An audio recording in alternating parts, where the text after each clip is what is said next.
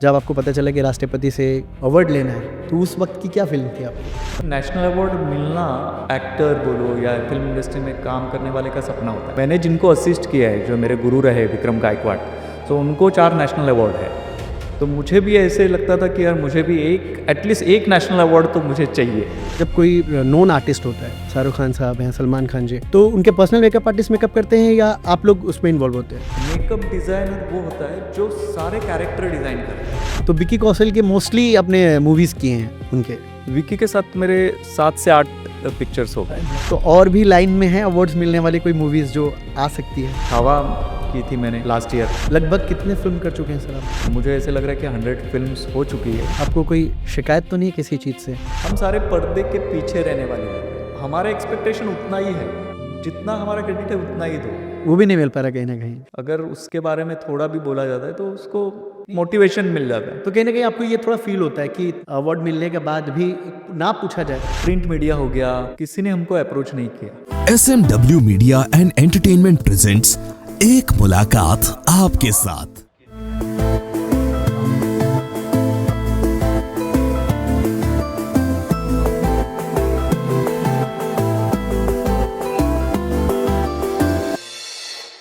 नमस्कार, मैं हूं नितेश तिवारी।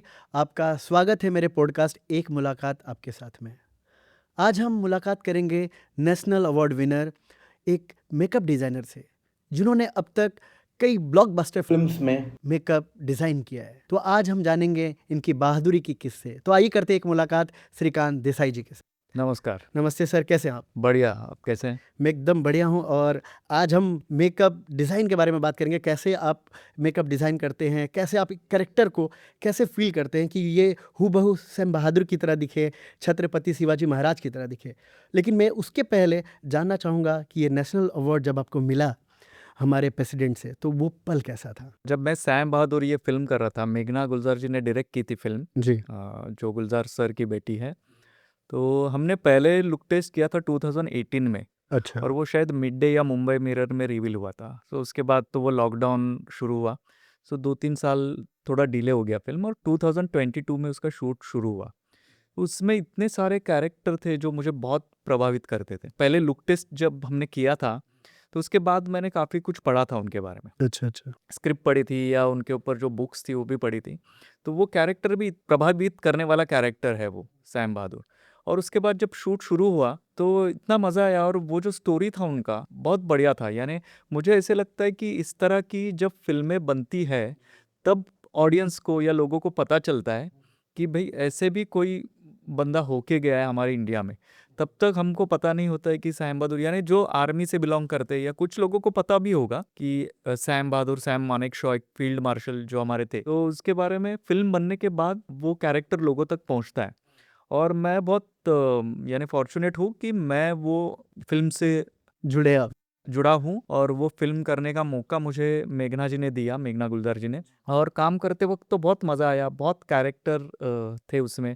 पंडित जवाहरलाल नेहरू थे, सरदार पटेल थे, तो सबका आपने मेकअप किया है? सारे सारे एक्टर्स, जितने भी तो उसमें आर्टिस्ट हैं? सारे भी एक्टर्स जितने थे उसमें, लाइक विकी कौशल से लेके लास्ट के जूनियर आर्टिस्ट तक। मोस्टली ऐसा होता है कि जब कोई नॉन आर्टिस्ट होता है, जैसे विकी कौशल जी हैं, शाहरुख खान साहब हैं, सलमान खान जी, तो उनके पर्सनल मेकअप आर्टिस्ट होते हैं। लेकिन जिसमें कैरेक्टर ही दिखाना हो, हूबहू सैम बहादुर की तरह दिखें या छत्रपति शिवाजी महाराज की तरह दिखें, तो उनके पर्सनल मेकअप आर्टिस्ट मेकअप करते हैं या आप लोग उसमें इन्वॉल्व होते हैं? वही, जैसे अभी आपने मेरा इंट्रोडक्शन करवा के दिया कि मेकअप डिज़ाइनर, तो मेकअप डिज़ाइनर और मेकअप आर्टिस्ट में क्या डिफरेंस होता है वो मैं पहले आपको बताता हाँ जी, हूँ। बताइए। मेकअप डिज़ाइनर वो होता है जो सारे कैरेक्टर डिज़ाइन करता है। वो पूरा फिल्म, उसका स्टोरी, डायरेक्टर क्या चाहता है, जी। वो सारा कुछ डायरेक्टर से डिस्कशन करना, और वो कैरेक्टर वो एक्टर के अंदर लेके आना काम होता है मेकअप डिज़ाइनर का। जी। तो जैसे सारे बड़े एक्टर्स होते हैं या सेकेंडरी एक्टर्स होते हैं, जो अगर हीरोइंस होती है जितनी भी हमारी, तो इनके सारे पर्सनल मेकअप आर्टिस्ट और हेयर स्टाइलिस्ट का एक अलग से टीम होता है। जी, जी, बिल्कुल सही कहा बट आपने। इसके ऊपर जब फिल्म कोई शुरू होता है, जैसे अगर हमको फिल्म शुरू करना है, तो उससे 6 महीना पहले या 5 महीना पहले डायरेक्टर से मैं मिलता हूँ और वो जो सारा प्रोसीजर है वो समझ लेता हूँ और फिर मैं ईच एंड एवरी कैरेक्टर के ऊपर काम करता हूँ। फिर आप डिज़ाइन करते हैं उसका। फिर मैं लुक डिज़ाइन करता हूँ क्योंकि मैंने इतना टाइम दिया है तो मुझे पता है कि वो कैरेक्टर मुझे उस एक्टर में कैसे लेके आना है। इन्वॉल्व कैसे करना है। करेक्ट। तो फिर मैं लुक डिज़ाइन करने के बाद अगर वो पर्सनल मेकअप आर्टिस्ट अगर वो फॉलो कर पाता है तो हम उनको दिखाते हैं 2 बार 3 बार 4 बार। अगर वो फॉलो करके वो एग्जीक्यूट करता है तो ठीक है, अदरवाइज फिर मेरा जो कोई बंदा है जो मेरे अंडर ट्रेन हुआ है वो वहाँ पे मेकअप करता है और फिर मेकअप आर्टिस्ट उनके साथ टचअप और उसके लिए होता है। तो मोस्टली आप डिज़ाइन करके सारे कैरेक्टर्स को आप देते हो कि ये श्याम बहादुर की तरह दिखे या ये छत्रपति शिवाजी महाराज की तरह दिखे। तो प्रॉपर पहले आप लोग ये स्केच करते हैं या वो आर्टिस्ट के ऊपर ही डिज़ाइन करते हैं आप? डिजिटली जैसे फोटोशॉप भी करते हैं हम कुछ कैरेक्टर्स का हाँ, हाँ। कि भाई ये कैरेक्टर अगर ये एक्टर है उनको हम ये 5-6 टाइप का मूंछ लगा के देखे क्योंकि एक्टर्स का टाइम बहुत प्रेशियस होता है, बहुत बिजी होता है, तो उससे पहले हम एक R&D करते हैं। अच्छा, अच्छा। लाइक उसमें हम अभी AI है तो AI का भी सपोर्ट लेता है, फोटोशॉप करते हैं, तो उसमें कैरेक्टर काफ़ी यानी प्रैक्टिकली मैं क्या कर सकता हूँ वही मैं फोटोशॉप में करता हूँ। अदरवाइज ऐसे होगा कि मैं फोटोशॉप में तो बहुत अच्छा कुछ करके डायरेक्टर को प्रेजेंट कर सकता हूँ, बट पता चला कि प्रैक्टिकली ये पॉसिबल नहीं है। तो फिजिकली जैसे विकी कौशल जी हैं तो वो आप शूट के पहले भी आप उनके ऊपर मेकअप ट्राई करके देखते हैं, चेक करते हैं, फोटो शूट होता है या डायरेक्टली सेट पे करते हैं? नहीं, जैसे अगर फिल्म 2 महीने के बाद लाइनअप है, 2 महीना पहले से हमारा लुक टेस्ट शुरू होता है। और अच्छा। वो लुक टेस्ट ऐसे नहीं कि 1 घंटे में हमने लुक अचीव कर लिया और हो गया। यानी हमने सैम बहादुर का लुक टेस्ट मैंने किया था, बताना चाहूँगा आपको कि दोपहर के 12 बजे हमने लुक टेस्ट शुरू किया था, जो रात के 2 बजे खत्म हुआ था। तो इतना टाइम चला था वो, लाइक 12 से 14 घंटा। ऐसे हमने 2 या 3 बार लुक टेस्ट किया सिर्फ विकी कौशल के साथ, और अदर एक्टर्स तो है ही। यानी टोटल हमने लुक टेस्ट किया था 35 टू 37 डेज पूरे फिल्म का। तो ये प्रोसीजर बहुत लेंदी प्रोसीजर होता है। लोगों को यूजुअली पता नहीं होता है कि लुक टेस्ट क्या होता है। बिल्कुल, बिल्कुल। हाँ, क्योंकि वो वैसे नहीं होगा ना कि डायरेक्ट हम सेट पे चले गए और वहाँ पे हम लोग ट्रायल एरर नहीं कर सकते। हमको जो ट्रायल एरर करना है वो सब वहाँ करते हैं, क्योंकि कभी कभार हम विग यूज़ करते हैं, बियर्ड यूज़ करते हैं, तो उसमें भी बहुत सारे करेक्शंस आते हैं। कॉस्ट्यूम यूज़ करते हैं, कॉस्ट्यूम में फिटिंग्स में प्रॉब्लम्स आते हैं, तो वो भी सॉर्ट आउट करना पड़ता है। तो जैसे आप शूट कर रहे होते हैं तो इतना टाइम टेकिंग है जैसे एक लुक देने के लिए, तो हमारी इंडस्ट्री में 8 से 10 घंटा और 12 घंटे की शिफ्ट होती है, जैसे जहाँ-जहाँ हम शूट कर रहे होते हैं। यदि 4, 5, 6 घंटे एक आर्टिस्ट में ही लग जाए तो बाकी का शूट कब होगा? तो इसके लिए क्या है प्रोसीजर कि जल्दी से लुक टेस्ट मतलब हो जाए या जल्दी से उनका मेकअप हो जाए, तो कोई प्रोसीजर है ऐसा? नहीं, लुक टेस्ट को जो टाइम लगता है वो लगता ही है। उसके बाद जैसे लुक टेस्ट के फाइनल के बाद? हाँ, लुक टेस्ट में पता चलता है कि हर एक्टर को कितना टाइम लगने वाला है। जी, तो उसके अकॉर्डिंग आप डिसाइड करते हो? शेड्यूल डिसाइड होता है राइट। कि अगर वो एक्टर हमको 8 बजे ऑन सेट चाहिए, जी, तो भाई इसको 2 घंटे लगने वाले हैं, हाँ। तो हम 6 बजे एक्टर का कॉल टाइम देते हैं। तो कितना टाइम लगा था श्याम बहादुर के लिए? सैम बहादुर के लिए, विक्की कौशल के लिए तो 2 घंटे लगते ही थे डेली के। और वो पर्सनली कैसे हैं जब आप मेकअप कर रहे थे उनको? वो एज़ अ ह्यूमन बीइंग कैसे हैं? एज अ ह्यूमन बीइंग तो विक्की कौशल तो बहुत ही अच्छा है। मेरा उससे रिलेशन जो है वो लास्ट 16 ईयर से है। Long time. हाँ, यानी वासेपुर में विक्की कौशल डायरेक्शन में था। अच्छा, हाँ, अनुराग कश्यप को असिस्ट कर रहे थे वो, ये आप बता रहे हो मुझे अभी पता चला। क्योंकि यानी वो क्लैप देता था। अच्छा, विकी कौशल वहाँ से आए हैं। वहाँ पे भी विक्की ने इतना मेहनत किया था कि उस टाइम पे मुझे ये नहीं पता था कि विक्की एक्टर बनने आया है। मुझे ऐसे लगा कि विक्की जिस तरह से मेहनत कर रहा है, विक्की को शायद डायरेक्शन में ही इंटरेस्ट है। और फिर जब मैंने मसान भी की, तब मुझे पता चला कि अरे विक्की तो एक्टर बनने के लिए आया हो। तो मसान में भी आपने कुछ मेकअप मसान में भी विक्की का जो लुक है वो मैंने डिज़ाइन किया। आपने डिज़ाइन किया था। तो विकी कौशल के मोस्टली आपने मूवीज़ किए हैं उनके, विक्की के साथ मेरे 7 से 8 पिक्चर्स हो। सारे ब्लॉकबस्टर्स। हाँ, ब्लॉकबस्टर नहीं बोलेंगे बट बहुत अच्छे प्रोजेक्ट्स की। मतलब ये सैम बहादुर के बारे में जैसे हम बात कर रहे थे कि जब आपको पता चला कि राष्ट्रपति से आपको मिलना है और उनसे अवार्ड लेना है, तो उस वक़्त की क्या फीलिंग थी आपकी? नेशनल अवार्ड का मैं ऐसे कहूँगा कि नेशनल अवार्ड मिलना हर एक एक्टर बोलो या फिल्म इंडस्ट्री में काम करने वाले का सपना होता है। मैंने जिनको असिस्ट किया है, जो मेरे गुरु रहे विक्रम गायकवाड, तो उनको 4 नेशनल अवार्ड है। तो मुझे भी ऐसे लगता था कि यार मुझे भी एक एटलीस्ट एक नेशनल अवार्ड तो मुझे चाहिए। तो मेहनत तो जारी थी, मेहनत करता ही था। और ये फ़िल्म जब कर रहा था, नेशनल के लिए भेजी, तो मुझे कहीं लग रहा था कि भाई इसके लिए मुझे मिलना चाहिए नेशनल अवार्ड, और वो मिला। तो वो सैम बहादुर जी का जो फ़ोटो था, उसको जब मैं देख रहा था और आपने जो मेकअप डिज़ाइन किया है स्क्रीन पे, उस वक़्त यही लग रहा था कि सैम बहादुर ही दिख रहे हैं वो। तो ये बहुत बड़ा अचीवमेंट है और इसलिए ही आपको नेशनल अवार्ड मिला, इतनी मेहनत की आपने। तो ये आपके मन में था कि मुझे एक अवार्ड मिलना ही मिलना है। तो और भी लाइन में हैं अवार्ड्स मिलने वाली कोई मूवीज़ जो आ सकती हैं? किस्सा बताता हूँ आपको कि सैम बहादुर का जब नेशनल अवार्ड तो मिला, बट उससे पहले मुझे एक अवार्ड दिया गुलजार साहब ने। अच्छा। यानी जब हमारा लुक टेस्ट हुआ 2018 में महबूब स्टूडियो में, तो गुलजार सर, मेघना जी का कोई भी फिल्म शुरू होता है तो गुलजार सर फर्स्ट डे सेट पे आता है। तो जैसे वो सेट पे आया और जब हमने पहली बार उनको दिखाया, हम वैनिटी में हमने लुक किया और वैनिटी में चले गए, मेघना मैम, गुलजार सर, हम लोग जाके खड़े हुए, तो गुलजार सर ने मेरे पीछे ऐसे थपथपाया कि अरे बहुत अच्छा किया है तुमने। तो वो मेरे लिए फर्स्ट अवार्ड था सैम बहादुर का।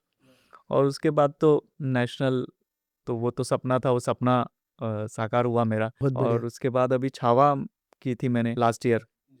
छावा में भी आपने कौन से कैरेक्टर का डिज़ाइन किया आपने? छावा में मैंने सारे विकी कौशल को लेके सारे एक्टर्स का, एक्सेप्ट ये अपना जो औरंगजेब है, औरंगजेब में मेजर प्रोस्थेटिक था और ये कैरेक्टर्स के लिए मुझे टाइम देना था, तो वो मैं नहीं कर पाया। तो ये हर फ़िल्म को भेजा जाता है नॉमिनेशन के लिए या कुछ-कुछ फ़िल्में हैं जो राष्ट्रपति सम्मान के लिए जाता है या कुछ कैटेगरीज़ बनाए हुए हैं?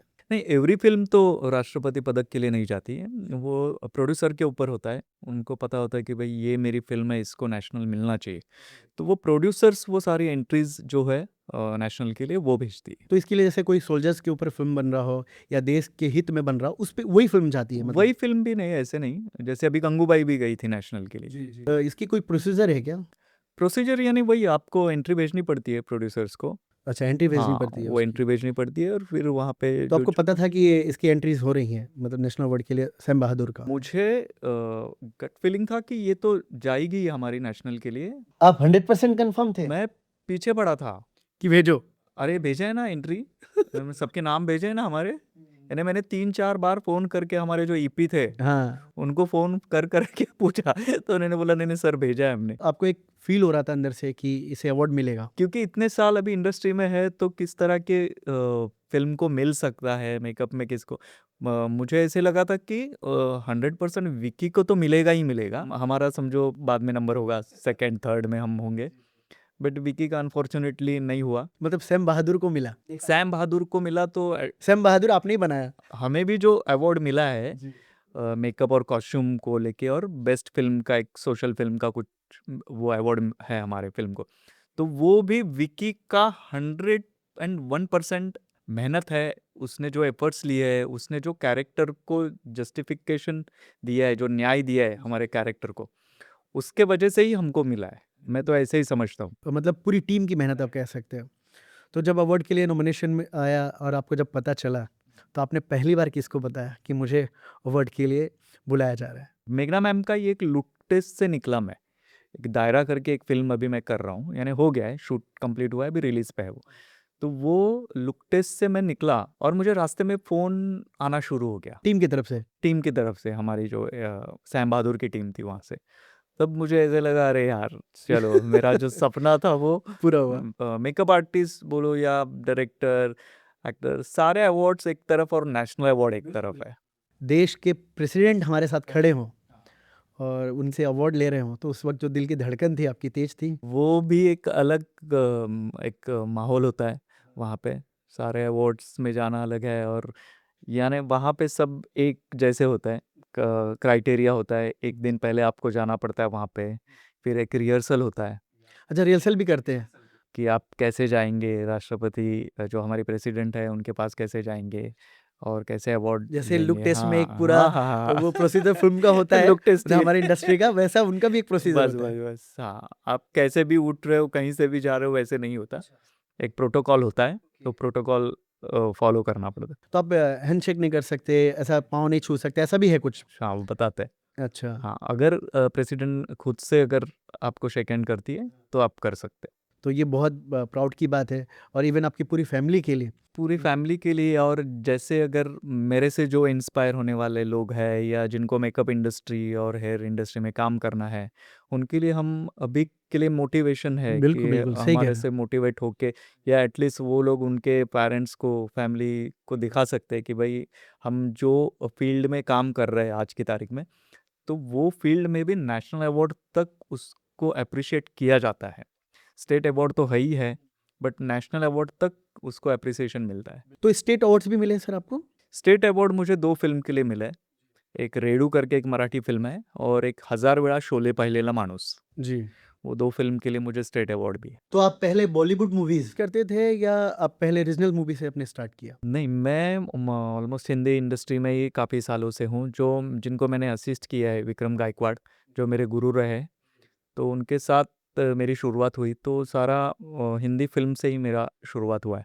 मराठी फ़िल्म में मैं ऐसी फ़िल्म्स करता हूँ, जिसमें मुझे काम करने का कुछ अलग काम करने का कुछ मौका मिलता है, तो वैसी मराठी फ़िल्में मैं करता हूँ। कितने साल हो गए सर आपके फ़िल्म इंडस्ट्री में? मुझे 23 इयर्स। 23 साल से आप हाँ, 23 साल से, और जैसे ही मेरा ग्रेजुएशन कंप्लीट हुआ तो मैंने सिर्फ़ इसी फ़ील्ड में ही काम किया है। मैंने और कुछ किया ही नहीं ज़िंदगी में। तो ग्रेजुएशन में स्ट्रीम क्या था आपका, जब ग्रेजुएशन कर रहे थे? मैंने जब ग्रेजुएशन किया तो मैंने एंटायर हिस्ट्री लेके मेरा ग्रेजुएशन हुआ था। तो वो हिस्ट्री मतलब आपको काम आया? वो काम में तो आती ही है। तो ऐसे लगता है कि उस टाइम पे जितना पढ़ाई नहीं किया, अभी उससे ज़्यादा पढ़ाई अभी करना पड़ा। अच्छा। कैरेक्टर का स्टडी करना है, कुछ बुक्स पढ़ने पड़ते हैं। तो और मेरा ट्रेनिंग जो हो रहा था, वो मेरे डैडी टीचर थे जी। बीएमसी स्कूल में। तो ट्रेनिंग ऐसा था कि आप बीए कर लो और बीएड करके आप टीचर बन जाओ। आप प्रॉपर मुंबई से हैं सर? मैं बॉम्बे से ही हूँ, स्कूलिंग आपकी मुंबई में ही हुआ है। तो पापा बीएमसी स्कूल में टीचर थे, करेक्ट, तो आप गवर्नमेंट टीचर थे वो। गवर्नमेंट टीचर थे। तो कितने साल हो गए आपके इस इंडस्ट्री में? 23 साल, जैसे मेरा ग्रेजुएशन ख़त्म हुआ, 1 साल के बाद मैंने इंडस्ट्री में काम करना शुरू किया एज़ अ मेकअप असिस्टेंट। जी। वो मैंने कुछ 5-6 महीने मैंने ज़ी के लिए किया था, पप्पू दादा और सनी दादा करके मेकअप आर्टिस्ट हैं उनके साथ। और फिर 6 महीने के बाद फिर जिनके वजह से मैं इंडस्ट्री में आया, हुँ। यानी मैं एक बार एफवाई बीए में मैं जब स्टडी कर रहा था, तो एक नॉर्मल सैलून में हेयर कट के लिए गया। तो वहाँ पे एक मायापुरी करके एक आर्टिकल है, मायापुरी, वो एक फेमस मैगज़ीन था इंडस्ट्री का। तो उसमें मैं एक आर्टिकल पढ़ रहा था, तो वो आर्टिकल था डॉक्टर बाबा साहेब अम्बेडकर करके एक फ़िल्म थी, जी। जो डायरेक्ट किया था डॉक्टर जब्बार पटेल, और उसका मेकअप किया था जो मेरे गुरु रहे विक्रम गायकवाड़। तो मैं इतना इम्प्रेस हुआ, और वो आर्टिकल विक्रम गायकवाड़ उनके ऊपर था। तो मैं इतना इम्प्रेस हुआ कि मुझे ऐसे लगा, यार ऐसा कोई जादू करने वाला काम लाइफ में करना चाहिए। मुझे ये पता नहीं था कि भाई इसमें कितने पैसे मिलते हैं, इसमें हर महीने एक पेमेंट आ जाता है सैलरी की तरह, या इसका कॉन्ट्रैक्ट होता है, पैसे अच्छे मिलते हैं या कम मिलते हैं। अभी तो लोगों को, अभी जो जनरेशन को पता है कि भाई इसमें कितना पेमेंट मिल जाता है या कितना, कुछ पता नहीं था मुझे। तो फिर उसके बाद मुझे लगा नहीं, बस ऐसा काम करना है, और वो जो मेरे जो सर थे, उनको मैं अट्रैक्ट हो गया। उनको पहले भी जानते थे या सिर्फ नाम पढ़ा नहीं, था आपने? सिर्फ वो मायापुरी में पढ़ा था। तो मायापुरी से ही आपकी ये जो माया नगरी में जो जर्नी स्टार्ट हो गई। शुरू हो गई। अच्छा, हाँ। देखिए मोस्टली मेकअप आर्टिस्ट ऐसा होता है कि उनको बचपन से एक शौक होता है हुँ। कि मेकअप करना या स्केच करना, डिज़ाइन करना। तो आपके अंदर पहले से कुछ ऐसा हुनर था कि कुछ स्केच करना, पेंटिंग करना, डिज़ाइन नहीं, करना? कुछ नहीं था। पेंटिंग हल्का-फुल्का पेंटिंग कर लेता था, एलिमेंट्री, इंटरमीडिएट जो एग्ज़ाम्स थी वो मैंने पास कर ली थी। ये स्ट्रीम चुनना एक अपने आप में बहुत बड़ी बात है, और मेकअप में एक बड़ा नाम बनाना, आप तो देख ही रहे हैं आज के इंडस्ट्री में एक मेकअप डिज़ाइनर के लिए बहुत टफ है। ऑप्शंस बहुत हैं लोगों के पास, लेकिन एक हूबहू कैरेक्टर बनाना भी बस की बात नहीं है। तो ये जब सैलून में आप हेयर कट कर रहे थे, तो वहाँ से फिर आपके माइंड में आया कि मैं फ़िल्म इंडस्ट्री में जा सकता हूँ। फिर आपने कैसे कोऑर्डिनेट किया, आगे कैसे बढ़े आप? फिर मैंने, मेरा एक सीनियर था रुइया कॉलेज से, मैं जहाँ से पास आउट हुआ, तो हम लोग कॉलेज होने के बाद भी हम लोग रेगुलर जाते थे, क्योंकि कॉलेज का आदत लगा था। ऐसे था कि हम लोग वहाँ, वो हमारा जो रुइया कट्टा करके है, वो फेमस है, यानी पूरे बॉम्बे के लोगों को रुइया कट्टा पे आर्टिकल आता था न्यूज़पेपर में। तो हम लोग, ऐसा था कि हमारा कॉलेज छूट ही नहीं रहा है, हम जाते ही थे। कॉलेज हमारा हो गया ग्रेजुएशन, और मेरा वो दोस्त था जो मेरा 2-3 साल सीनियर था, तो वो असिस्टेंट फ़ोटोग्राफ़र था सीरियल्स में। तो उसको मैंने बताया, और उसने मुझे फिर सनी दादा से अप्रोच करवाया। तो वहाँ 6 महीना करने के बाद फिर मैंने बोला, यार यहाँ मज़ा नहीं आ रहा है मुझे। उन्होंने जिस तरह का मेकअप किया था मम्मूटी का, मुझे वैसा कुछ सीखना है। यानी ट्रांसफ़ॉर्मेशन कैसे किया जाता है, कैरेक्टर चेंज कैसे किया जाता है, वो मुझे सीखना है। मैं पुणे चला गया, मुझे उतना पता चला कि विक्रम गायकवाड़ जो है वो पुणे में रहते हैं, अच्छा, तो मैं यहाँ से उठ के पुणे चला गया। तो आपने उनसे सीखा? 4-5 दिन मैंने ढूँढा पुणे में, उतना ईज़ी नहीं था उस टाइम पे किसी का मोबाइल नंबर, और वो इतना सोशल मीडिया एक्टिव नहीं था, या सोशल मीडिया था ही नहीं समझो। फेसबुक, इंस्टा ये वो कुछ था नहीं। मोबाइल मिलना भी मुश्किल था। तो वहाँ जाके मुझे एफटीआई में उनका नंबर मिला। एफटीआई में नंबर मिला। एफटीआई में, फ़िल्म टेलीविज़न इंस्टीट्यूट जी, जो जी, है जी। अपना पूना का, वहाँ पे वो मुझे मिला और फिर मैंने उनको कॉल किया और उन्होंने बोला, "अरे बाप रे! तू बॉम्बे से मुझे मिलने आया है?" तो मैं बोला, "हाँ सर, और मैं 5 दिन से मैं आपको ढूँढ रहा हूँ।" तो वो, "अरे बाप रे! तू एक काम कर, तू मुझे मिलने आ जा।" तो उस तरह से हमारा एक फर्स्ट मुलाकात हुआ और उसके बाद मैंने उनको 9 से 10 साल असिस्ट किया, 2010 तक। लेकिन वो उन्होंने आपको एक्सेप्ट कर लिया, वही बहुत बड़ी बात है। उन्होंने देखा कि मेरे में पैशन है, ये पढ़ा-लिखा लड़का है और मैंने बोला कि सर आप मुझे अगर रखते हो तो ठीक है, अदरवाइज़ फिर मैं ये छोड़ने के चक्कर में हूँ। नहीं, तो वो आपने उनको बता दिया था। आपने जो सीखा है, मेन कैसे कैरेक्टर डिज़ाइन करना है, उनसे ही सीखा है आपने। तो आपके वो गुरु, पहले गुरु आप कह सकते हो उनको, जिन्होंने आपको सिखाया। हाँ, यानी पहले गुरु जिनसे वो जो छोटी-छोटी डिटेल्स है, वो सारी मैंने उनसे सीखी है। और फिर आपको खुद को भी एक ट्रेन करना पड़ता है खुद को। तो वो मैंने जैसे-जैसे कैरेक्टर स्टडी करके फिर कुछ चीज़ें अपनी खुद डेवलप भी की है। तो मतलब ये काम लाना, ये भी बहुत बड़ी बात होती है इंडस्ट्री में, काम लाना और काम करना। तो ये काम लाने वाला काम कौन करता है आपका? काम लाने वाला काम है ना, वो क्या होता है कि आप ईमानदारी से काम करते रहो, आपका एक काम देख के दूसरा काम आपको मिलता है। अच्छा। तो मुझे कोई पीआर या कोई मैनेजर कोई रखने की ज़रूरत आज तक नहीं पड़ी है। मेरा एक काम देख के मुझे दूसरा काम मिला है या एक डायरेक्टर के साथ मैं अगर जुड़ गया, तो वो डायरेक्टर मुझे मेरा काम देख के मुझे वो कॉन्फिडेंस है कि वो डेफ़िनेटली मुझे वो नेक्स्ट नेक्स्ट प्रोजेक्ट में प्रोजेक्ट के लिए बुलाएगा। बुलाएगा।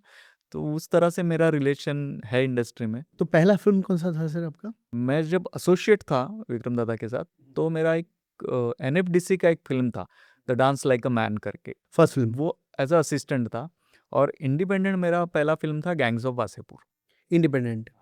तो गैंग्स ऑफ वासेपुर ने तो काफ़ियों की ज़िंदगी बदली है। बहुत सारे एक्टर वहाँ से आए हैं। तो आज मेकअप डिज़ाइनर भी आए हैं उसी फ़िल्म से, ऐसा हम कह सकते हैं। उस फ़िल्म से वो जैसे बड़ा-बड़ा कैरेक्टर जो भी डिज़ाइन हुआ था, सब आपने ही किया था। सारे यानी मनोज सर से लेके सारे कैरेक्टर, उनके सबके आपने डिज़ाइन किए थे। सारे। तो उस वक़्त भी आपको लगा था कि एक एक्सपेरिमेंट करने का मौका मिला उस वक़्त आपको? और किसी के पर्सनल भी नहीं थे उसमें, मनोज सर का छोड़ के किसी के पर्सनल नहीं थे। ऋचा चड्ढा या नवाज़ भाई हो गए, पीयूष मिश्रा हो गए, यानी जितने भी ईच मोस्टली एंड कैरेक्टर्स हाँ, थे। सारे तो कैरेक्टर। आपको वो कॉन्टैक्ट कैसे मिला वो? हुमा कुरैशी का, हाँ, सॉरी हाँ। नाम याद नहीं आ रहा जी, था। जी। हुमा कुरैशी, किसी का पर्सनल नहीं था। तो डायरेक्टली अनुराग जी ने आपको कॉन्टैक्ट किया था? मैं एक फ़िल्म कर रहा था जब मैं एसोसिएट था, तब मैंने एक फ़िल्म की थी विशाल जी की, विशाल भारद्वाज अपने जो डायरेक्टर हैं उनकी, सात खून माफ़ करके। तो वो सात खून माफ़ मैं पूरा हैंडलिंग मैं कर रहा था। विक्रम सर ने डिज़ाइन किया था और मैं थ्रू आउट फ़िल्म हुँ, मैं हैंडल कर रहा था। हुँ। जी, जी। तो अजय राय करके जो जार एंटरटेनमेंट के जो प्रोड्यूसर हैं, वो ये फ़िल्म प्रोड्यूस कर रहे थे, वासेपुर। तो उन्होंने वहाँ पे जो ईपी थे उनको पूछा कि सेट पे कौन थे? क्योंकि अनुराग सर का कंडीशन ये है कि भई मुझे एचओडी वो चाहिए जो मेरे सेट पे थ्रू आउट रहे। यानी फर्स्ट डे से लेके मेरी शूटिंग के लास्ट डे तक मुझे वो सेट पे होना चाहिए। तो फिर मेरा नाम आगे गया और फिर इस तरह से मुझे वो गैंग्स ऑफ वासेपुर जो फ़िल्म है वो मिला। तो आप कितने दिन का शूट था वो? वो हमको बोल के लेके गए थे 70 डेज़ में हम शूट करके आएँगे और घर पे हमने बोला कि हम 2 महीना या 70 डेज़ में आ गए और 5 दिन, 7 दिन, 5 दिन, 7 दिन ऐसे करते-करते वो 90 डेज़ शूट शूट हुआ। हुआ थ्रू आउट, यानी साढ़े 3 महीने के आसपास हम लोग वहाँ थे बनारस में। मनोज जी ने अपने एक इंटरव्यू में कहा था कि हमें खुद पता नहीं था कि स्टोरी क्या चल रहा है। बोले कि ये करो, वो करो, ये सीन करो। मतलब किसी को भी ये पता नहीं था कि स्टोरी क्या चल रही है। ऐसा कुछ है या जस्ट उन्होंने कह दिया इंटरव्यू में? नहीं, अनुराग सर का जो स्टाइल है फ़िल्म मेकिंग का, वो कुछ ऐसे ही है। यानी एक स्क्रिप्ट बन जाता है, जी। बट जब नरेशन देते हैं वो, तभी वो बोलते हैं कि एक्टर्स को बोलते हैं कि भई अभी ये आप रट्टा मार के मत आओ, ठीक है?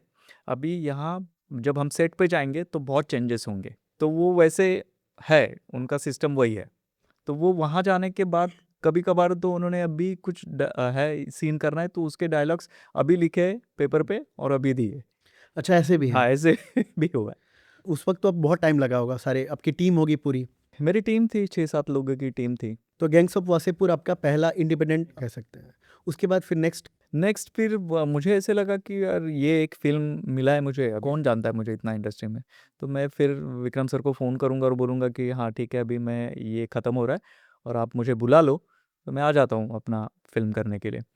बट तब तक फिर मनोज जी ने मुझे एक फ़िल्म के लिए रिकमेंड किया जिसका नाम था लंका। मकबूल खान करके डायरेक्टर थे उसके, उन्होंने डायरेक्ट की थी वो। तो वो किया, तो मैं बोला ठीक है ये छोटा स्केल का फ़िल्म है, वो कर लेता हूँ और फिर चला जाता हूँ। फिर उन्होंने इमीडिएटली मुझे बोला कि नहीं, और एक डायरेक्टर को मैंने रिकमेंड किया है, तुम्हारा नाम संजय गुप्ता करके डायरेक्टर है।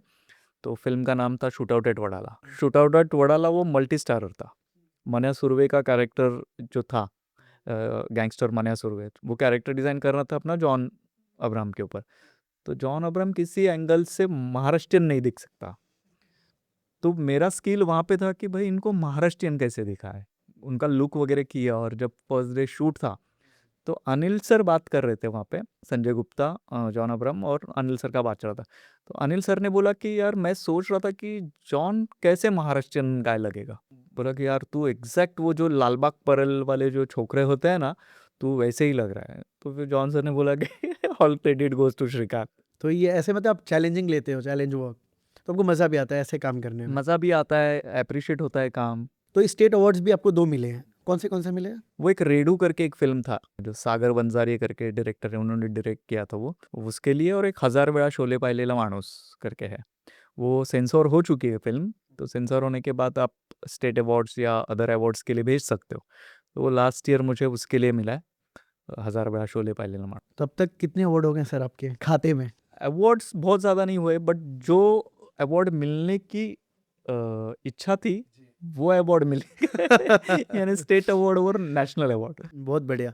तो सर ये बताइए, जो जैसे फ़िल्म फेयर होती है या आईफा होता है, उनमें भी नॉमिनेट किया जाता होगा, फ़िल्म उसमें भी जाती होगी? उसमें भी नॉमिनेशन होता है, वो वहाँ पे भी जाती है। कुछ फ़िल्में होती है वहाँ पे, जैसे वोटिंग्स के ऊपर भी जैसे बाकी अवार्ड्स की बात करें, जैसे फ़िल्म फेयर हो गया या आईफा हो गया, तो वहाँ पे मैंने सुना तो ऐसे भी है कि कुछ एंट्रीज़ देने पड़ते हैं, कोई पैसे लगते हैं वहाँ पे अपने फ़िल्म को प्रमोट करने के लिए।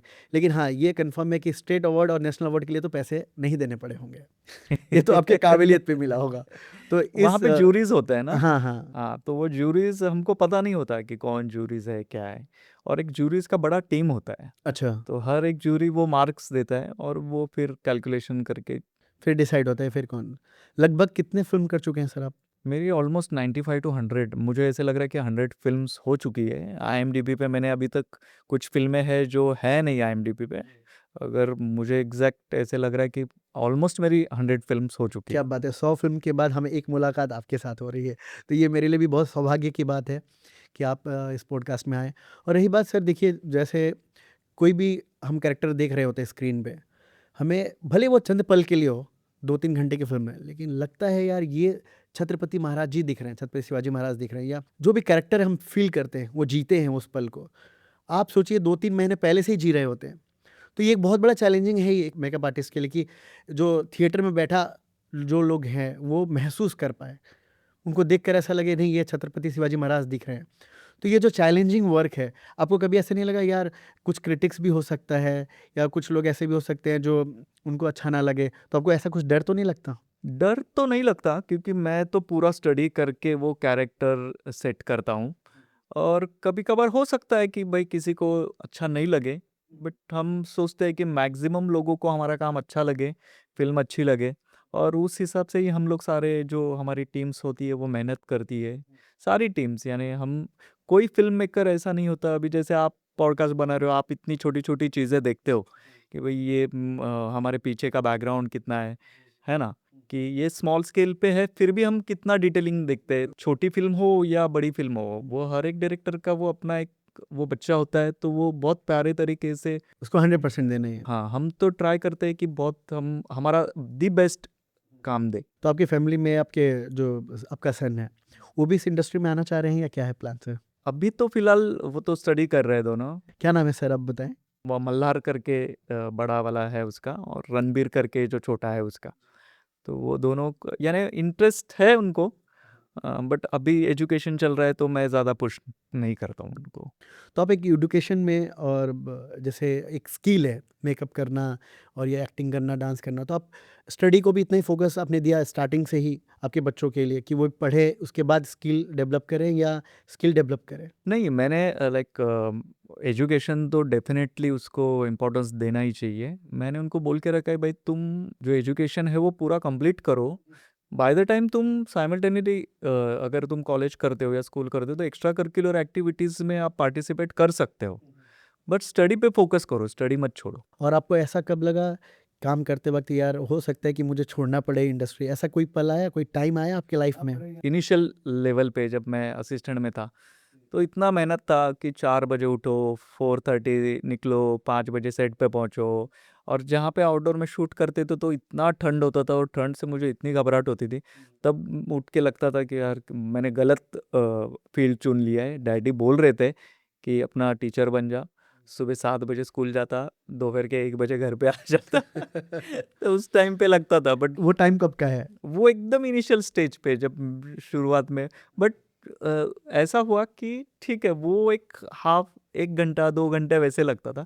फिर एक बार वो जब काम शुरू होता था तो अच्छा लगता था। फिर जो हमारे सर है उनके साथ जब बैठते थे हम बातें करते थे तो मज़ा आता था उनके साथ। तो ऐसे लगता था कि यार मैं ऐसे आदमी के साथ हूँ कि ठीक है अभी मैं ये सह लूँगा और उनके साथ काम करूँगा। बहुत टफ जॉब है सर ये काम करना। मतलब लोगों को लगता है सिर्फ स्क्रीन पे जो दिख रहा है वो है, उसके पीछे की जो मेहनत है, फील्ड में काम करना होता है, धूप इतने हैं और घंटों-घंटों काम करना पड़ता है।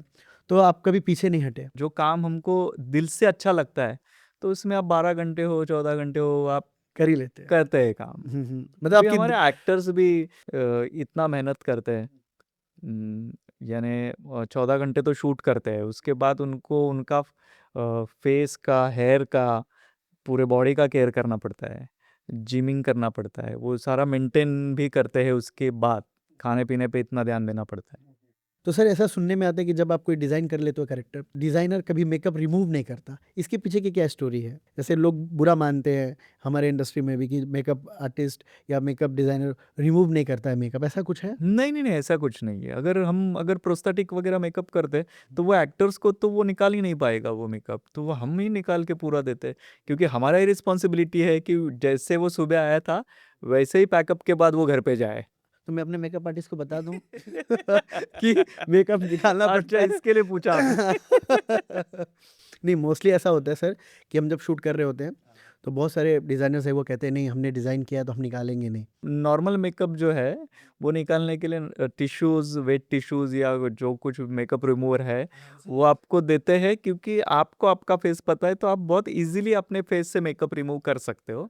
क्योंकि सामने वाला बहुत डर-डर के वो निकालेगा, तो आप दोगे तो आप बहुत जल्दी और आसानी से निकाल सकते हो, इसके लिए देते हैं। जब शूटिंग चल रही होती है मतलब मान लीजिए कि आज राजस्थान में शूट है या कहीं अलग स्टेट में जब शूट चल रहा होता है, तो वहाँ के क्लाइमेट के हिसाब से भी आपको मेकअप किट रखने पड़ते हैं या जो डिसाइडेड रहता है वही रखना है? मेकअप किट सेम रहता है, बट आपको प्रोडक्ट्स क्या यूज़ करने हैं, वो आपका स्किल है कि अगर ठंड में हम शूट करते हैं तो कौन सा बेस यूज़ करना है, या अगर हम समर में शूट कर रहे हैं तो वहाँ स्वेटिंग बहुत ज़्यादा होता है, तो आपको क्या क्या चीज़ें यूज़ करनी है, वो मेकअप आर्टिस्ट का स्किल है। जी सर, मैं डीप में इसलिए बात कर रहा हूँ ताकि जो ये पॉडकास्ट सुन रहा हो, हाँ। उनको पता चले कि एक मेकअप डिज़ाइनर के पीछे क्या स्टोरी है, कितना टाइम लगता है, क्या-क्या प्रोडक्ट यूज़ होते हैं।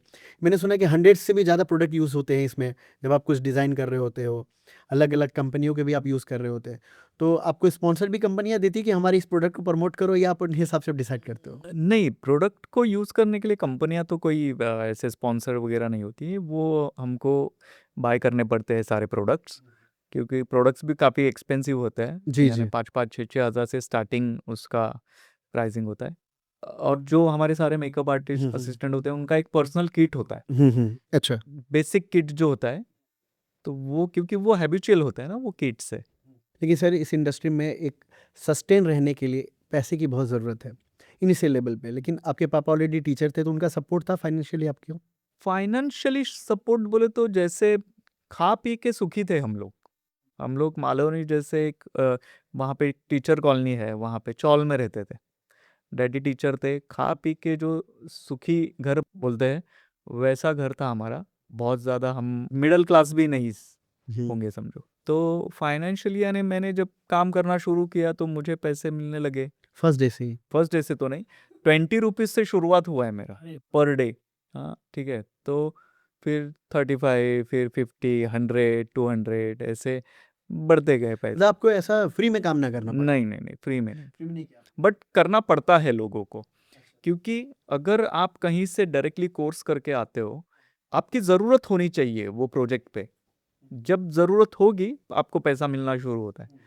आपकी ज़रूरत नहीं और आपको सीखना है, आप इंटर्न हो तो आपको फ्री में भी सीखना पड़ता तो आपने कोई कॉलेज या इंस्टीट्यूट मेकअप के लिए ज्वाइन नहीं किया था? है। मैंने इंस्टीट्यूट और वो मैंने जिनको असिस्ट किया वो इटसेल्फ इंस्टीट्यूट, नहीं, खुद ही मेकअप में के लिए भी इंस्टीट्यूट है ना, है। मेकअप के लिए अब भी है, उस इंस्टीट्यूट्स टाइम पे हैं। पता नहीं था ना। मैंने जैसे बोला कि मैं एफटीआई चला गया था, तो मुझे 2 काम थे कि मुझे पूछना था कि एफटीआई में कुछ कोर्सेज होते हैं, इतना आइडिया मुझे था। अच्छा। जब मैंने इंक्वायरी किया तो पता चला कि एफटीआई में कोर्सेज टेक्निकल कोर्सेज है, डायरेक्शन का, एडिटिंग का, साउंड, एक्टिंग, ये सारे कोर्स है। मेकअप का कोई कोर्स नहीं था वहाँ पे। अच्छा। हाँ, तो और अभी जैसे हर एक हाफ किलोमीटर 1 किलोमीटर पे मेकअप इंस्टीट्यूट्स है जी, जी, यहाँ जी, पे। जी। आप गूगल में सर्च करो तो बॉम्बे की इंस्टीट्यूट्स, दिल्ली के इंस्टीट्यूट्स, आउट ऑफ इंडिया की जो इंस्टीट्यूट, सब एड्रेस और सारे कॉन्टैक्ट्स मिल जाते हैं। वहाँ पे नहीं था जो हमको मिले, और हम अफोर्ड भी नहीं कर सकते थे। अगर पता भी होता तो वो जो इंस्टीट्यूट है वो अफोर्ड नहीं कर सकते थे हम। तो जिनके पास थे उन्होंने इतना सिखाया कि अभी हम सर्टिफिकेट दे सकते। नहीं, आपके जो गुरुजी हैं, करेक्ट। उनका बहुत बड़ा नाम है। उन्होंने बहुत सारे काम किए। तो उनसे आप कह सकते हो उनके पसंदीदा आप स्टूडेंट हैं, और उनको कैसा फ़ील हुआ जब आपको अवार्ड मिलता है? अभी एक्चुअली क्या हुआ, लास्ट ईयर ही वो एक्सपायर्ड हुआ है और मेरा अवार्ड डिक्लेयर हुआ अगस्त 1 को, और अवार्ड मिला मुझे 23 सितंबर को। तो मुझे ऐसे फील हुआ कि ये मेरा ट्रिब्यूट है, एक बिल्कुल, बिल्कुल, श्रद्धांजलि है बिल्कुल मेरे श्रद्धांजलि। जो गुरु हैं उनके लिए।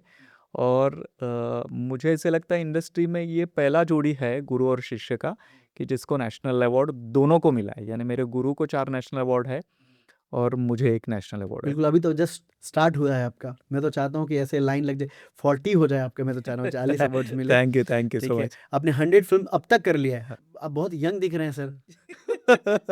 ठीक है, बता सकते हैं आपका टेंटेटिव एज क्या है सर? 46। आप खुद मेंटेन भी करते हैं क्या सर? मेंटेन यानी कम खाना, यही मेंटेनेंस है। बस मेंटेनेंस हाँ। यही है। आगे आ सकते हैं आप एक्टिंग में? नहीं, अच्छा, एक्टिंग में कोई इंटरेस्ट नहीं है। एक्टिंग में बहुत स्ट्रगल है। और डायरेक्शन में? डायरेक्शन में तो उससे ज़्यादा स्ट्रगल है।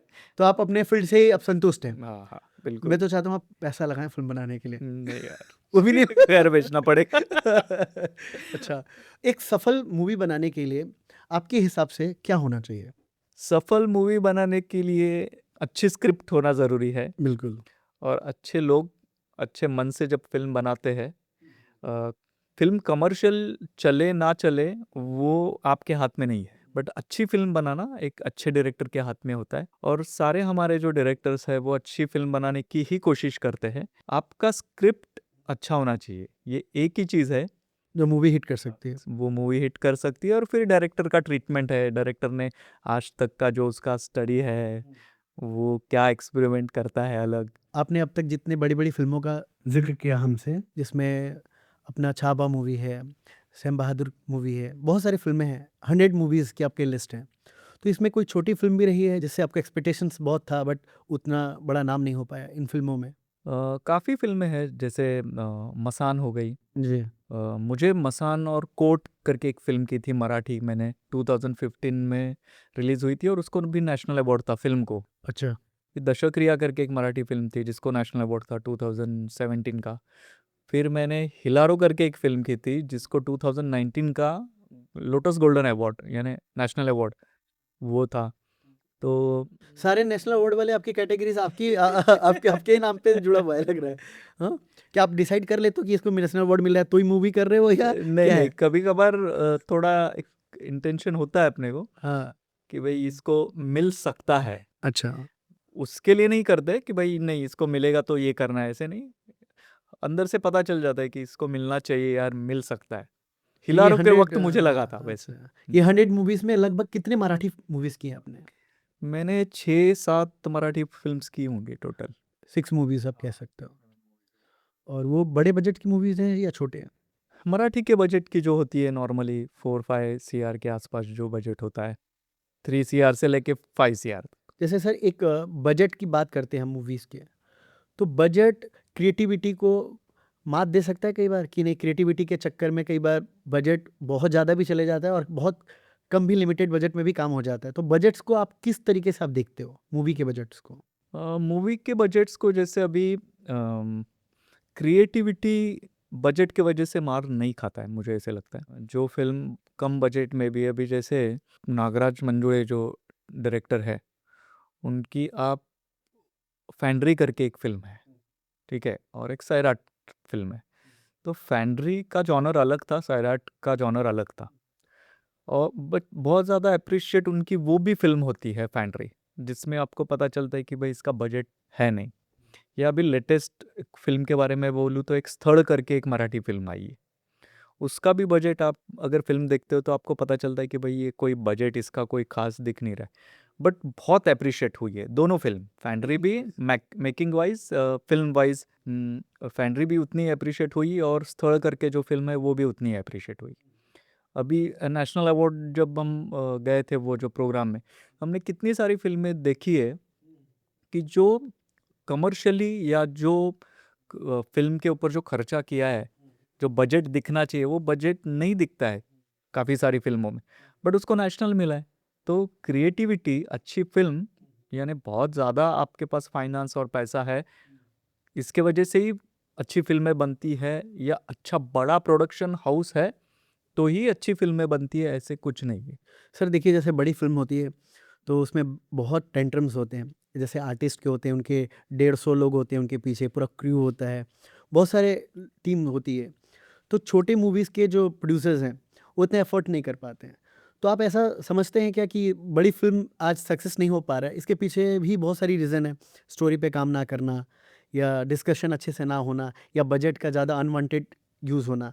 तो कहीं न कहीं क्रिएटिविटी को इफ़ेक्ट पड़ता है इस चीज़ों से? जैसे बहुत से रीजंस है जो क्रिएटिविटी के ऊपर उसका इम्पैक्ट होता है। और होता क्या है यूजुअली, अगर फिल्म बनी नहीं सही तो हम ऑडियंस को ब्लेम नहीं कर सकते। अगर आपकी फिल्म ऑडियंस को कन्विंस करती है, उसको थिएटर तक खींच के लेके आती है, तो वो स्किल आपका है। और मार्केटिंग भी है सर इसमें, कि आप मार्केटिंग भी मार्केटिंग है, कैसे करते हैं? आप कैसे खींच के लाते हो, क्योंकि ऑडियंस को अभी काफ़ी सारे ऑप्शंस है। आप मोबाइल में बैठ के फिल्म देख सकते हो, जी, आपको कोई थिएटर में जाने की ज़रूरत नहीं। आप ट्रेन में बैठे हो, आप बस में बैठे हो, तो बैठे बैठे आप फिल्म देख ले, ठीक है। आपको इतने सारे OTT के ऑप्शन है।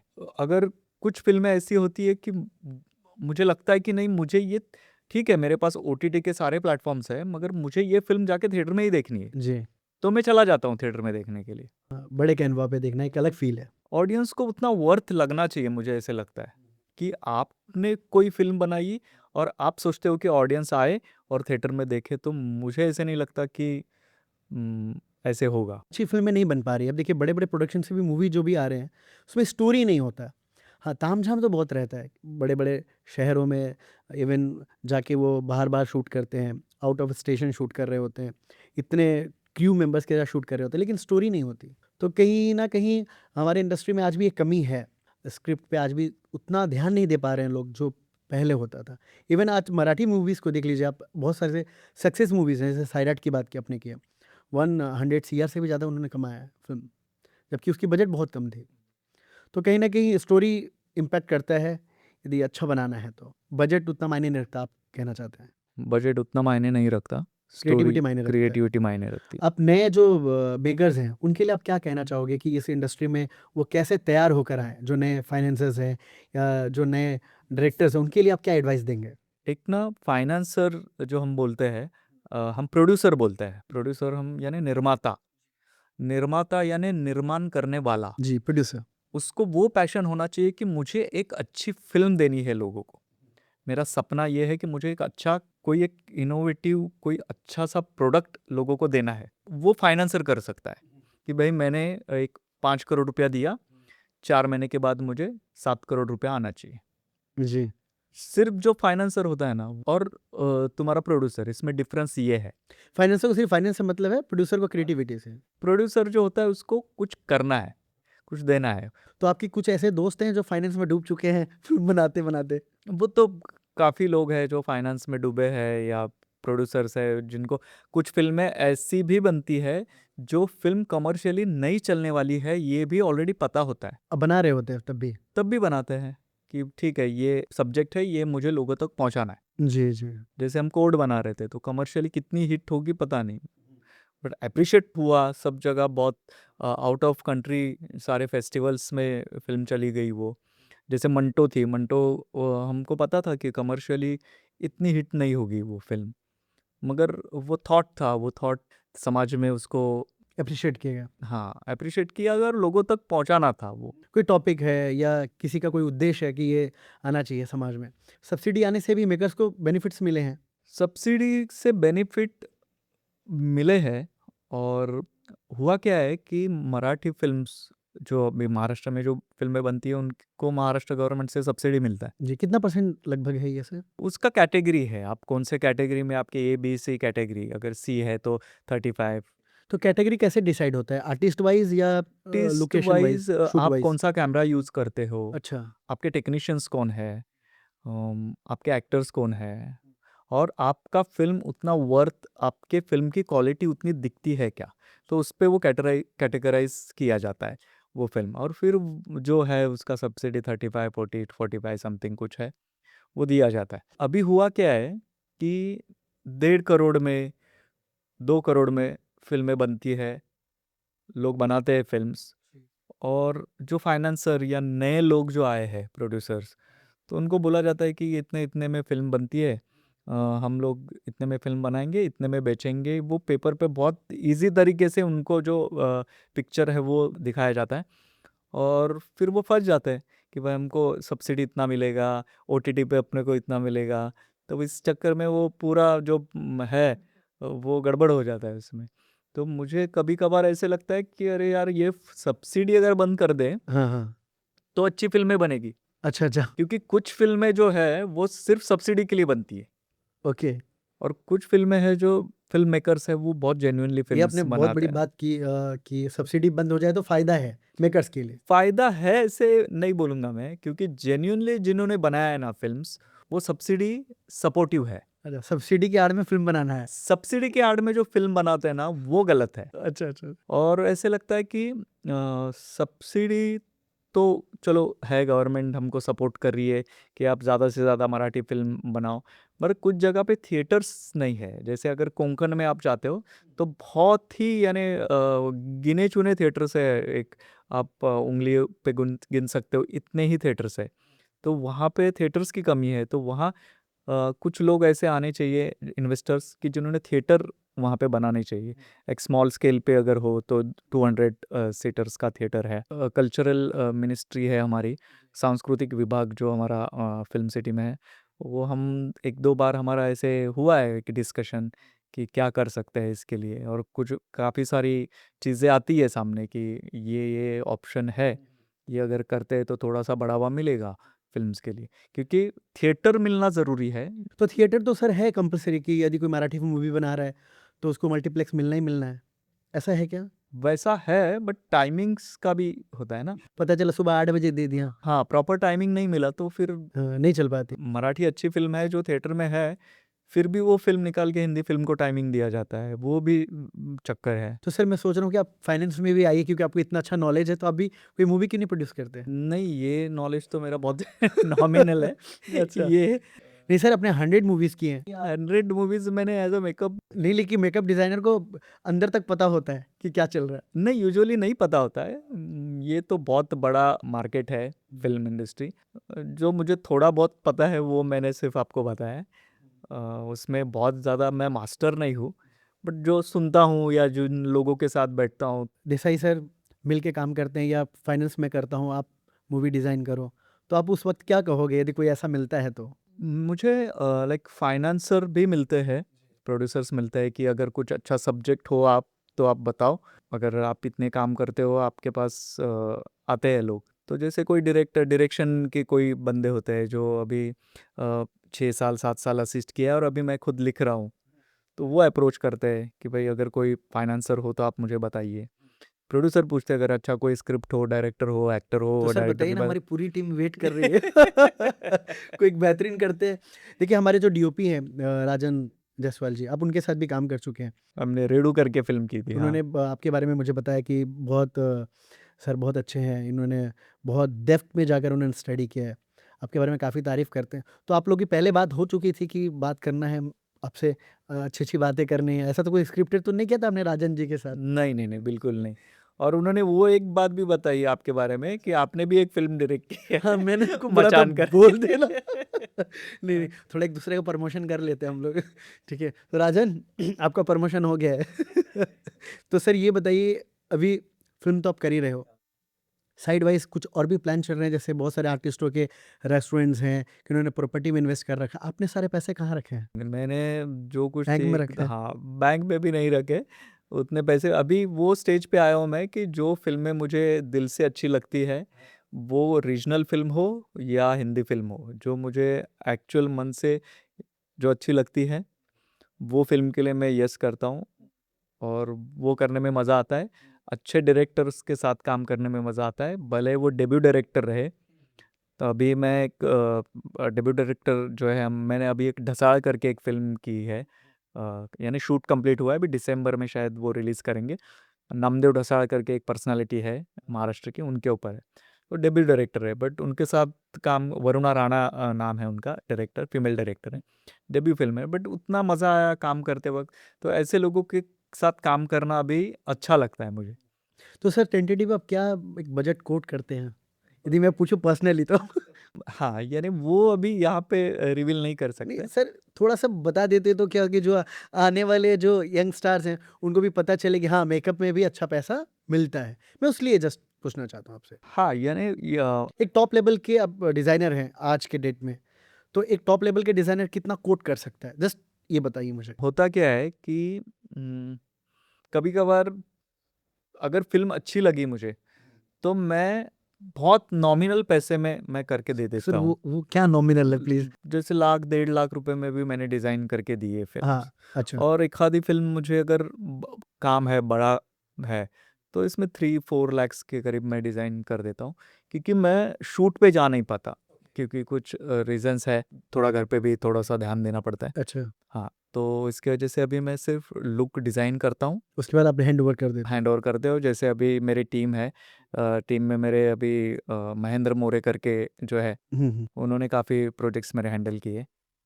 सैम बहादुर किए उन्होंने। तो आप सेट पे नहीं रहते हैं? सेट पे बहुत ज़्यादा नहीं रहते, अच्छा, अच्छा। क्योंकि फैमिली को भी टाइम देना है। बहुत टाइम दिया है अभी इंडस्ट्री में। अभी थोड़ा ग्रोइंग किड्स है, तो उनको भी थोड़ा-सा टाइम देने की ज़रूरत है अभी। तो ये इतने लंबे सफ़र में आपको कोई शिकायत तो नहीं है किसी चीज़ से कि यार नेशनल अवार्ड भी मिला, मुझे सारी चीज़ें मिली, तो और चीज़ें जो हैं जो कुछ नहीं मिल पाई है सर, ऐसा कुछ आप महसूस करते हैं? मुझे शिकायत यानी जैसे अभी मुझे नेशनल अवार्ड मिला, जी।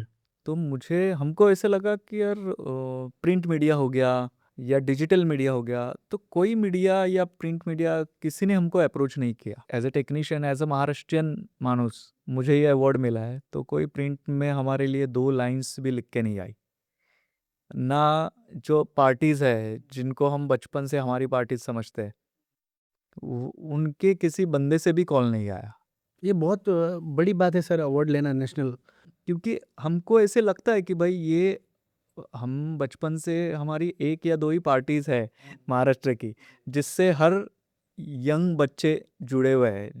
यानी हमारी जो ग्रोइंग है ये इनके साथ हुई है। अभी मतलब पार्टी में थे क्या सर? पार्टी समर्थन अभी करते थे? पार्टी समर्थन ऐसे नहीं, बट मैंने जैसे बोला कि जैसे मेरा जो जनरेशन है, वहाँ पे जो पैदा होने वाले जो बच्चे हैं, वो बचपन से ही शिवसेना या मनसे ऐसे पार्टी में ही थे।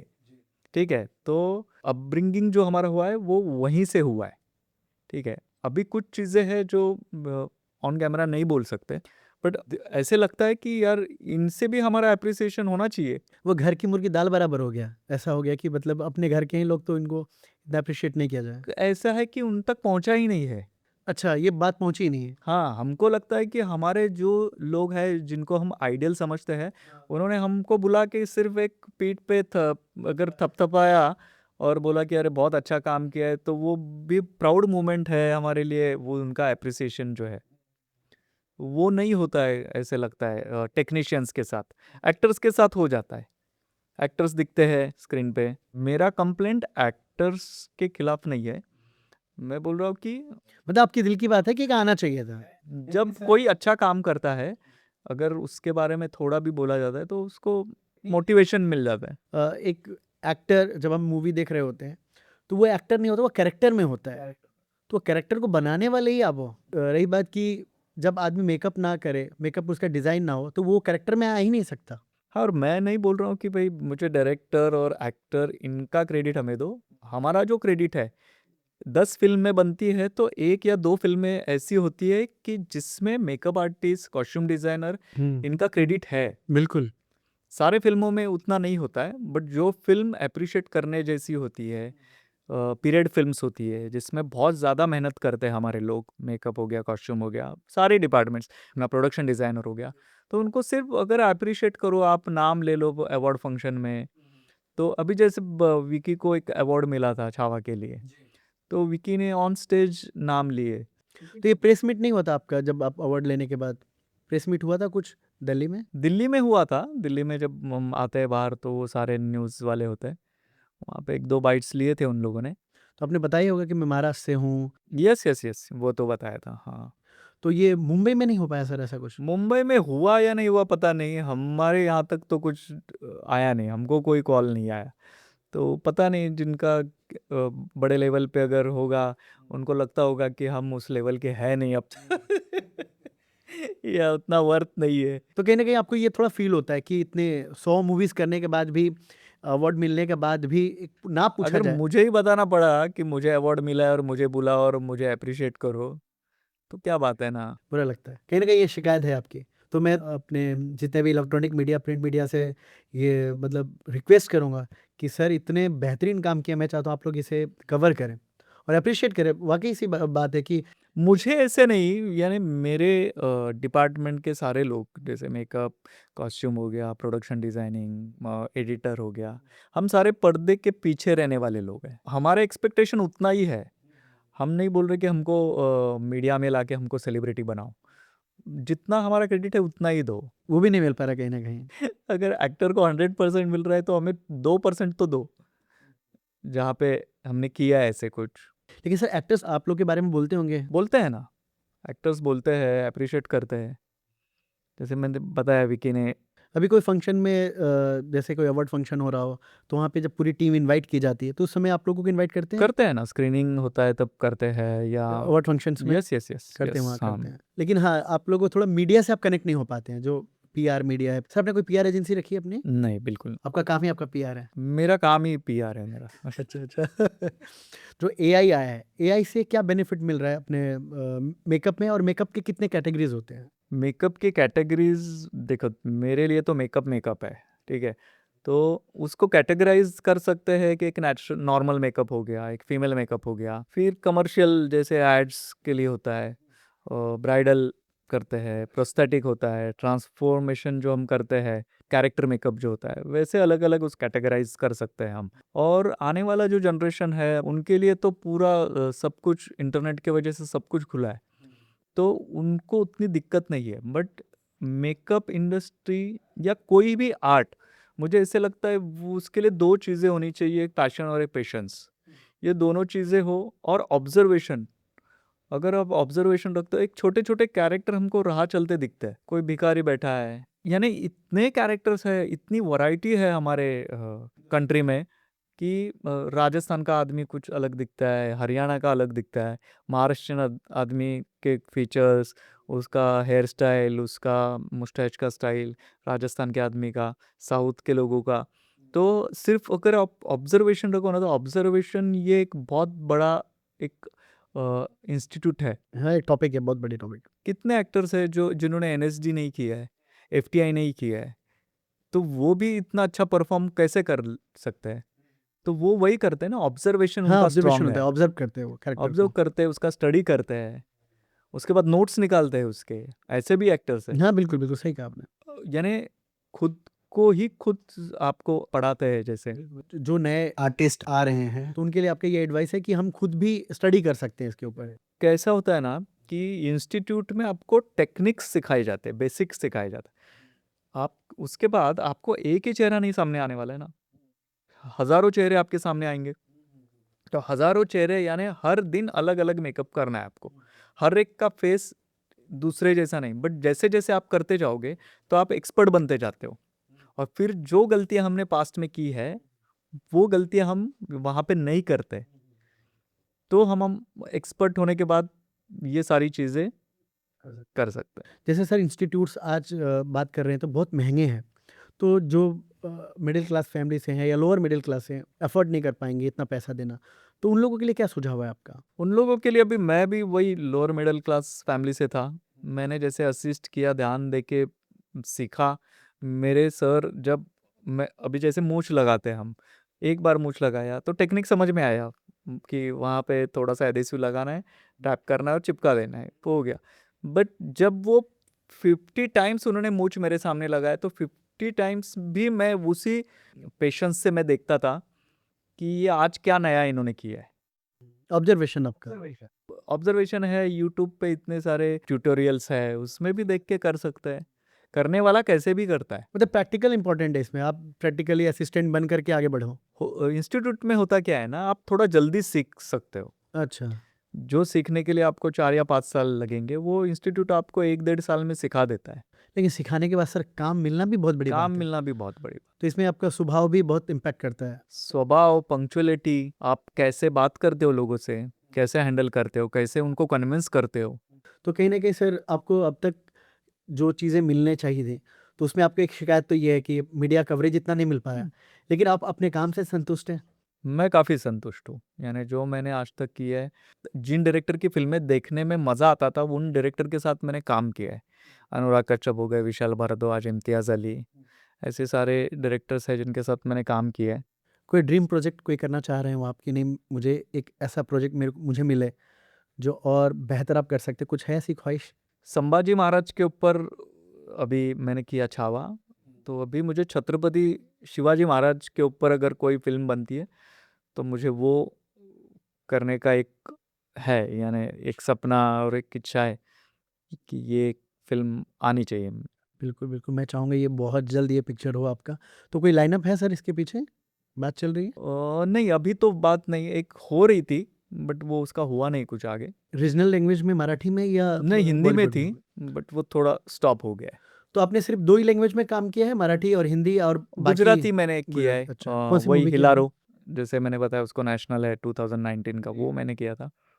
बाकी साउथ में थोड़ा बहुत क्विगन मुर्गन मैंने किया था जब मैं असिस्टेंट था। और ऐसे जैसे रीजनल मूवीज़ में भोजपुरी है, कभी उसके लिए ऑफ़र आया आपको? भोजपुरी के लिए नहीं है। तो आपको रीजनल्स मूवी कैसे लगते हैं, मतलब देखना पसंद है आपको अच्छी रीजनल लगती मूवीज़? है, देखता हूँ मैं काफ़ी, मलयाली फ़िल्म्स देखता हूँ। साउथ के लिए भी आपने कोशिश किया या साउथ के लिए कुछ अप्रोच है? कि यही इतना यहाँ ही आप इतना ही बिज़ी हैं यहाँ पे। साउथ में इतना इंटरेस्ट भी नहीं था करने के। जो पॉडकास्ट देख रहा है एक मुलाकात आपके साथ, उनमें से जो मेकअप रिलेटेड मेकअप डिज़ाइनर बनना चाहते हैं, उनके लिए आप एक एडवाइस अपने साइड से आप कुछ देना चाहें, तो क्या देना चाहेंगे हमारे ऑडियंस के लिए? तो मैंने जैसे बताया कि अभी जो जनरेशन आ रहा है या जिनको मेकअप आर्टिस्ट और हेयर स्टाइलिस्ट में काम करना है, तो वही पैशन और पेशेंस से काम करें, ऑब्जर्वेशन रखें, आँखें और कान खुले रखें और काम करते जाए। बस प्रैक्टिस बहुत इम्पोर्टेंट है, बहुत ज़्यादा प्रैक्टिस करनी चाहिए, क्योंकि प्रैक्टिस के सिवा कुछ होता नहीं है।